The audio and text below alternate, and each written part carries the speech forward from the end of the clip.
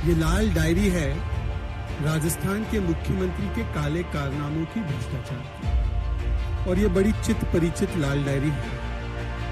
इसके बारे में जब भी बात होती है तो अशोक गहलोत जी बड़ा असहज महसूस करते हैं। प्रधानमंत्री नरेंद्र मोदी जी महिलाओं को उनका संवैधानिक अधिकार सुनिश्चित कराते हैं, और राजस्थान में जो बुनियादी अधिकार है महिला का कि यदि उसके साथ इस प्रकार की घटना हो, दुष्कर्म का वो शिकार बने, वो पुलिस के पास जाती है, परंतु पुलिस उसे क्या कहती है मैं आपको सुनाना चाहता हूं और बताना चाहता हूं कि किस प्रकार से राजस्थान की पुलिस ने उसके साथ व्यवहार। ये चयनात्मक आक्रोश क्यों, ये सिलेक्टिव आउटरीच क्यों?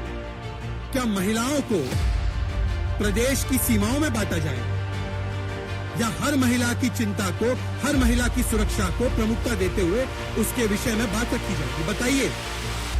इस लाल डायरी के बारे में तो सबको पता ही है। ये लाल डायरी है राजस्थान के मुख्यमंत्री के काले कारनामों की, भ्रष्टाचार की, और ये बड़ी चित परिचित लाल डायरी है। इसके बारे में जब भी बात होती है तो अशोक गहलोत जी बड़ा असहज महसूस करते हैं।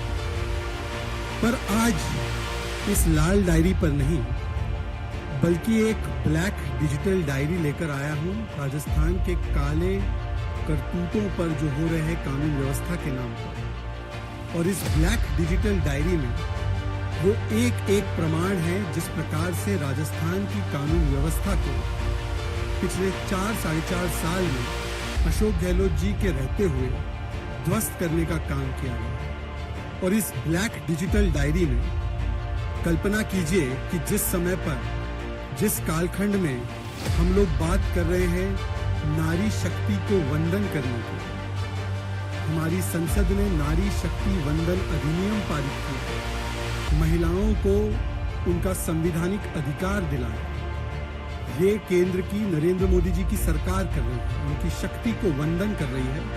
परंतु जो ब्लैक डिजिटल डायरी में लेकर आया हूं, रेड डायरी करप्शन की, ब्लैक डिजिटल डायरी राजस्थान के कानून व्यवस्था के ध्वस्त होने के प्रमाण। इस ब्लैक डिजिटल डायरी में मैं आपको ऐसे प्रमाण दिखाने वाला हूं जिससे कि आप विचलित हो जाएंगे और सोचने पर मजबूर हो जाएंगे कि क्या ये राजस्थान है, क्या ये उन जगहों के बारे में बात हो रही है जहां पर महिलाओं का जीना नामुमकिन है। ये तस्वीर है, और माफ करना, ये तस्वीर आज जो आई है, ये तस्वीर आप देखिए गौर से। ब्लैक डिजिटल डायरी में पहली तस्वीर, पहला प्रमाण। आप मुझे पूछेंगे कि क्या ये तस्वीर अफगानिस्तान की है? नहीं, ये तस्वीर अफगानिस्तान की नहीं। आप मुझे पूछेंगे क्या ये तस्वीर सूडान की है? नहीं, ये तस्वीर सूडान की नहीं।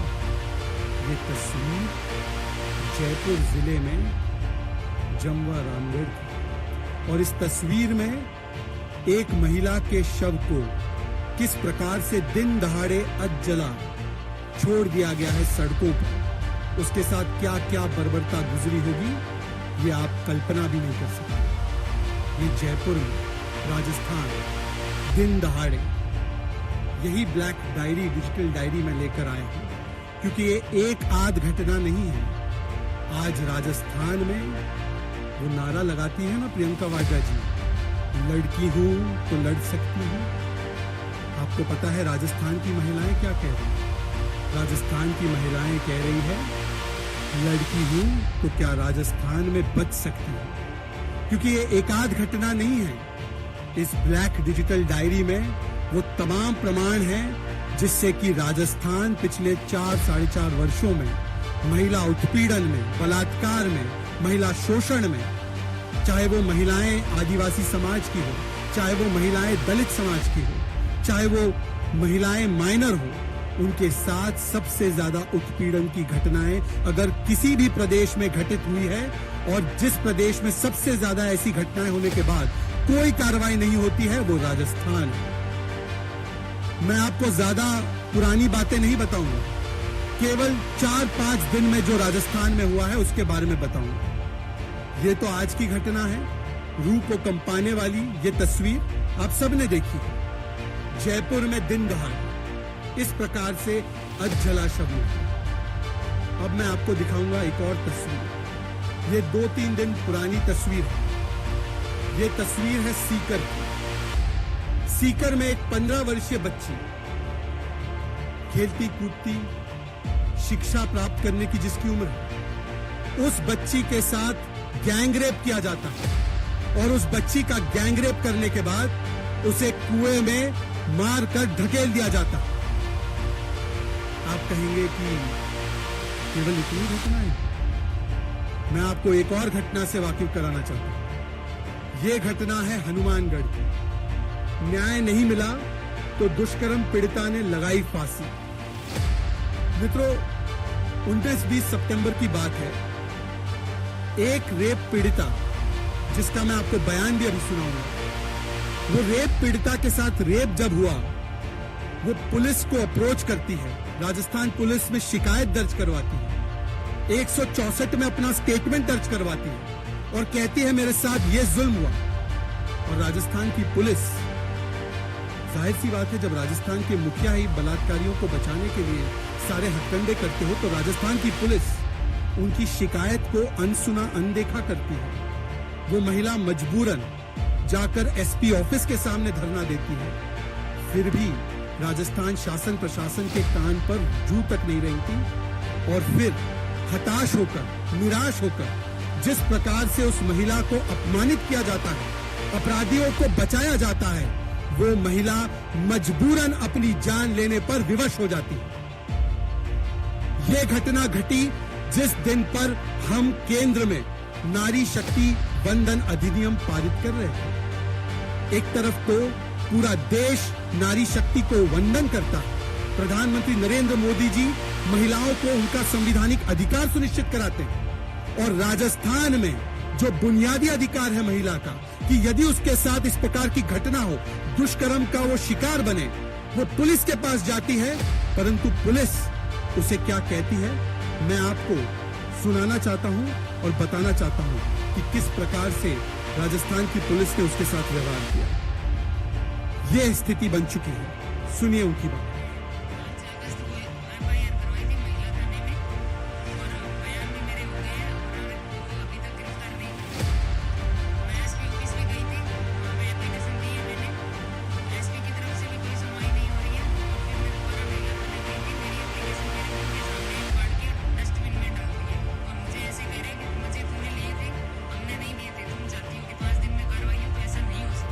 राजस्थान की अशोक गहलोत जी की पुलिस एक रेप पीड़िता से इस प्रकार से व्यवहार करती है, और ये महिला आज हमारे बीच में नहीं है। ये महिला हमारे बीच में नहीं है। इन्होंने आत्महत्या कर दी।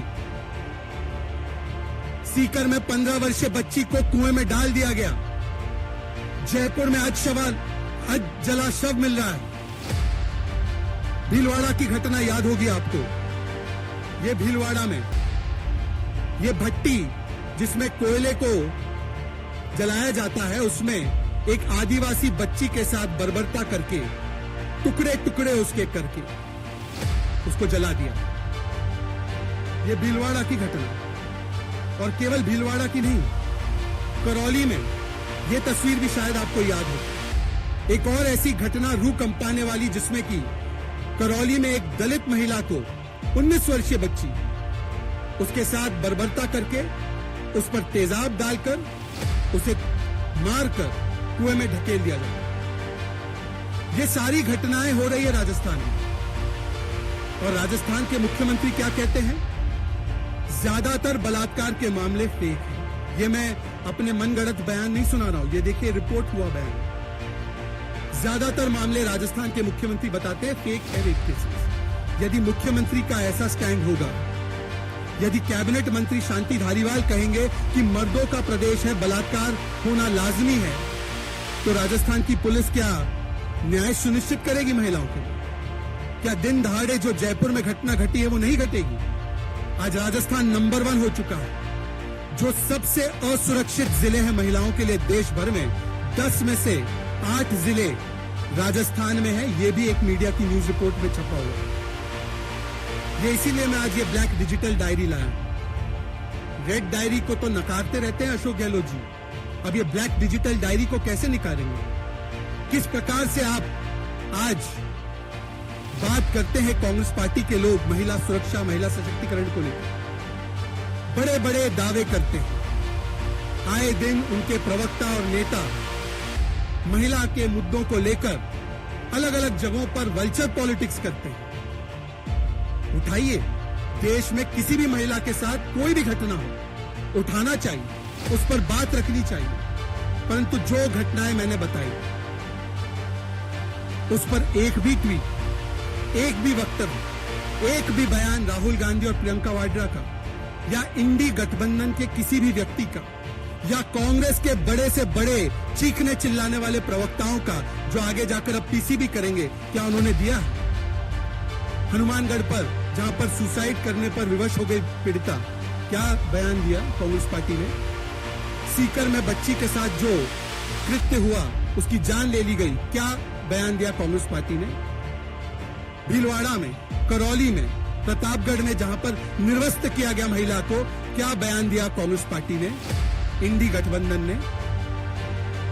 ये चयनात्मक आक्रोश की, ये सिलेक्टिव आउटरीच की, क्या महिलाओं को प्रदेश की सीमाओं में बांटा जाएगा या हर महिला की चिंता को, हर महिला की सुरक्षा को प्रमुखता देते हुए उसके विषय में बात रखी जाएगी? बताइए राहुल गांधी जी। और उल्टा जब राजस्थान में वहां के मंत्री राजेंद्र गुड़ा जब महिला सुरक्षा को लेकर विधानसभा में बोलना चाहते हैं, तब उनको तुरंत अगले दिन बर्खास्त कर दिया जाता है। जब उन्हीं की विधायक दिव्या मदेरणा, ये दिव्या मदेरणा का बयान है, आपको याद होगा, उन्होंने कहा था कि मैं खुद असुरक्षित हूं, बाकी महिलाओं का क्या? दिव्या मदेरणा ने कहा कि राजस्थान की पुलिस ने महेश जोशी, जिसके बेटे पर रेप के संगीन आरोप लगे थे, उस पर एफआईआर नहीं की। दिव्या मदेरणा ने कहा, उसको चुप करा दिया। जोहारी लाल मीणा एक और उनके विधायक है, उनके बेटे के ऊपर एक छोटी सी बच्ची का बलात्कार करने का आरोप है और उस पर कोई कार्रवाई राजस्थान की पुलिस ने नहीं की। पॉक्सो कोर्ट ने आदेश दिए कि उनके ऊपर कार्रवाई हो, फिर भी राजस्थान की पुलिस ने, जैसे वो हमेशा करती है, अपराधी बचाओ और बलात्कारी बचाओ, एक तरफ देश में बेटी बचाओ चलता है और दूसरी तरफ राजस्थान में बलात्कारी बचाओ, अपराधी बचाओ और किसी प्रकार से सत्ता बचाओ। आज मैं सवाल पूछना चाहता हूं, और ये घटना आज जो हमने देखी है जयपुर की, हूबहू इसी प्रकार की घटना। सोचिए, एक तरफ भूमि मां पद्मावत की और एक तरफ भूमि मां दुर्गा की। मां दुर्गा की भूमि से भी इसी प्रकार की तस्वीर सामने है। ये तस्वीर है नॉर्थ 24 परगना की, जहां पर एक महिला को किस प्रकार से उसके साथ बर्बरता हुई होगी, उसके हाथ पैर एक प्रकार से बांध के, उसके शरीर पर गंभीर चोटें करके और उसके चेहरे को जला दिया जाता, ताकि उसकी शिनाख्त ना हो, ताकि उसे पहचाना ना जा सके। सोचे किस प्रकार से ये घटनाएं हो रही। बंगाल वो प्रदेश जिसको कहते हैं मां माटी मानुष, टीएमसी की सरकार, आज वहां पर मां माटी मानुष नहीं, जैसे मीनाक्षी लेखी जी ने अभी कुछ देर पहले बताया था, वहां पर बम, बुलेट और बेटी के साथ अन्याय की भूमि बन चुकी है।